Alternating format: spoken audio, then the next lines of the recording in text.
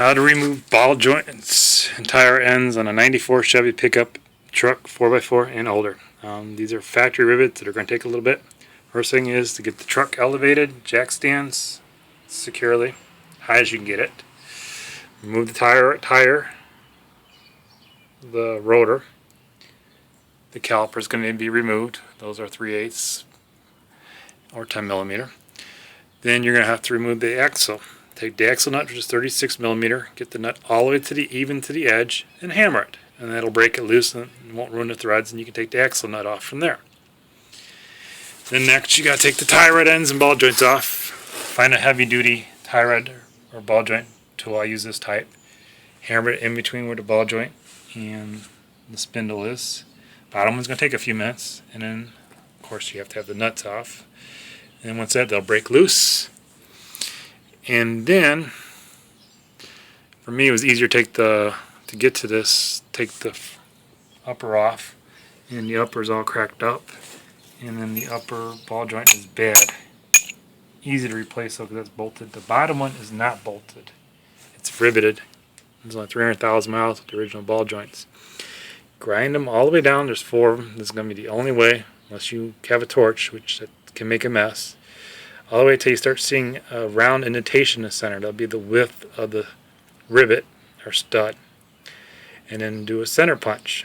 Center punch as hard as you can, and then drill it till about a 1/4 inch, 1/8 inch from the bottom. You want to leave some material at the bottom, and it's almost as wide as the outline of the rivet or the bolt you're replacing it as. Not as wide. Then once you get it almost as wide, and not all the way to the bottom, you're going to take a grade 5, not a grade 3, because it'll bend, bolt. And I think it's 3/8, and you're going to hammer it as hard as you can. Within 2 or 3 blows of that, it'll pop out. And then so to make sure you use plenty of penetrating oil, one by one. And that's pretty much how you're going to do it. And then installation is pretty much the same. These are new control arms, rough country. You can actually buy just the control arms and the whole lift kit individually, and they also have a clearance store on eBay. These are Moog Problem Solver ball joints that came with it. So there's new ball joint, there's new bushings in them, and new tie rod ends Moog with the greasable fittings. And I put a 90 over there. And the new bolts. It's going to be hard to see, but then you can see them. The new bolts for the new Moog ball joints are in. Frame was cleaned up with Pour 15, and that's pretty much it. And then all these Moog parts were gotten from Rock Auto. Got them within 2 or 3 days.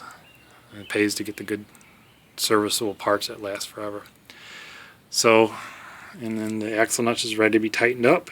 Pretty much you can, there's torque specs you can look up on the internet. I just tighten them up as far as I can by hand. Ball joint tie rod ends just go in pretty easily. The other ones are already bolted in. And then since I replaced the uppers, it is going to need to be, and the tie rod ends, they're going to need to be alignment done. And of course you see I painted the bolts to make them look nice. And then the Pour 15 will almost never come out. The whole frame was cleaned up to do this. Thank you for looking.